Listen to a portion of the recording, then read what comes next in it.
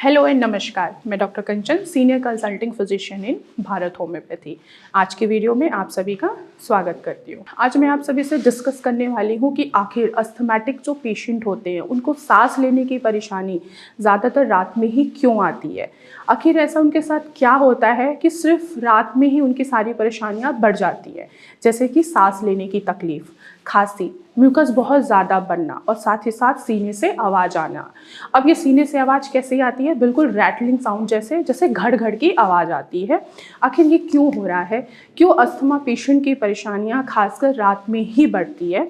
तो चलिए इसी वीडियो पे आज हम बात करते हैं। आप सभी को पता है कि आखिर अस्थमा क्या है। अस्थमा ये हमारे लंग से रिलेटेड एक डिजीज़ है जिसमें हमारे एयरवेज जो होते हैं उनमें क्या होती है, इन्फ्लेमेशन आ जाती है, जिसकी वजह से वहाँ पे स्वेलिंग होती है और स्वेलिंग की वजह से एक्स्ट्रा म्यूकस का प्रोडक्शन होना स्टार्ट हो जाता है।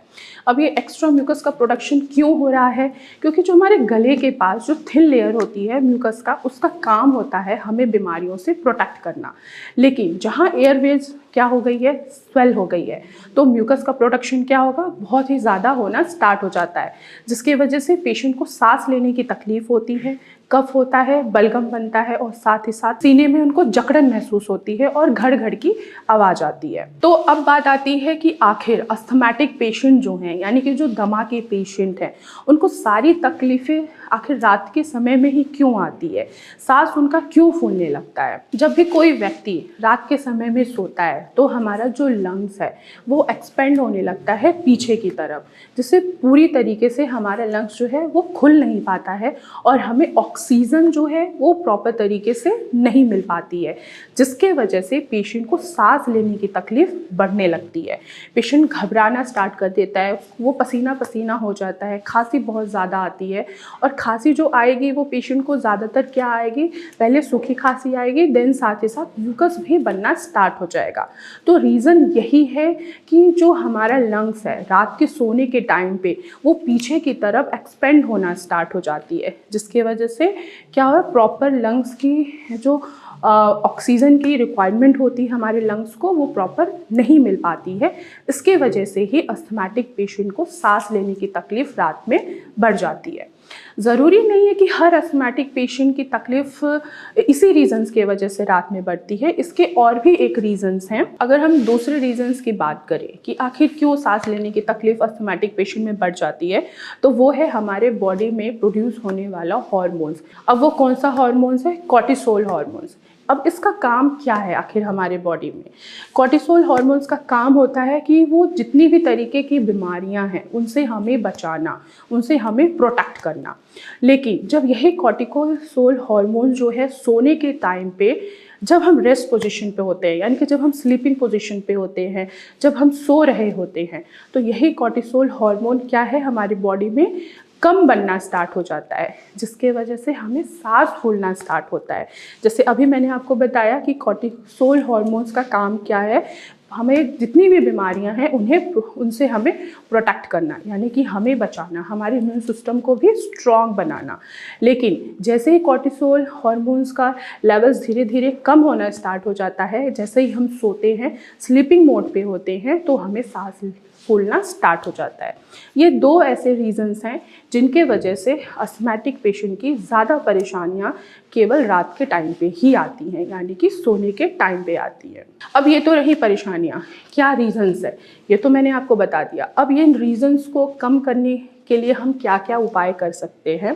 तो पहला है, आखिर हम इसको कंट्रोल कैसे कर सकते हैं? तो जो पहला उपाय है वो है, सोने से पहले आपको ल्यूक वार्म वाटर पीना है, चाहे वो ठंडी हो, चाहे वो गर्मी हो, चाहे वो बरसात ही क्यों ना हो। अगर आप अस्थमैटिक पेशेंट हैं, आपको कफ की दिक्कत है, सांस लेने की दिक्कत है, या आप ब्रोंकियल अस्थमा से भी सफ़र कर रहे हैं, या आपको COPD भी है, तो एटलीस्ट आपको ल्यूक वार्म वाटर ही पीना चाहिए। ज़्यादा ना ही गर्म पानी पीजिए और ना ही ज़्यादा ठंडा पानी पीजिए। पानी ऐसा लीजिए जो हल्का गुनगुना हो, जिससे क्या हो कि जो आपके एयरवेज में इन्फ्लामेशन हुआ है, जो म्यूकस का प्रोडक्शन हो रहा है और खासकर जो स्वेलिंग हो रही है, वो हल्का गुनगुना पानी पीने से इन्फ्लामेशन कम होगा और साथ ही साथ जो आपका म्यूकस है, जो आपका बलगम है, वो क्या होगा, वो आपके एब्डोमेन में जाके मॉर्निंग के टाइम पे वो आपके स्टूल के थ्रू बाहर आ जाएगा, जिससे आपको सांस लेने की तकलीफ धीरे धीरे आपकी कम होगी। दूसरा आपको उपाय क्या करना है कि कुछ आपको जो आपकी रात की डाइट है वो बिल्कुल हल्की होनी चाहिए, ना ही ज़्यादा ऑयली होना चाहिए, ना ही ज़्यादा मसाले वाली होनी चाहिए, और ही ना ही ज़्यादा आपको किसी भी तरीके का खट्टे फूड आइटम का सेवन करना है।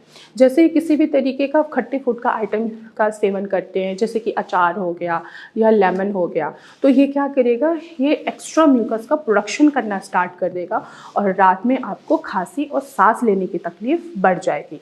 तो रात का जो खाना है वो बिल्कुल लाइट होना चाहिए, बिल्कुल हल्का होना चाहिए। नेक्स्ट आपको क्या करना है, अगर कोई भी अस्थमैटिक पेशेंट है, अगर वो स्मोकिंग और ड्रिंकिंग भी कंज्यूम कर रहा है, तो आपको इन चीज़ों को अपने लाइफ से बिल्कुल ही कट ऑफ कर देना है।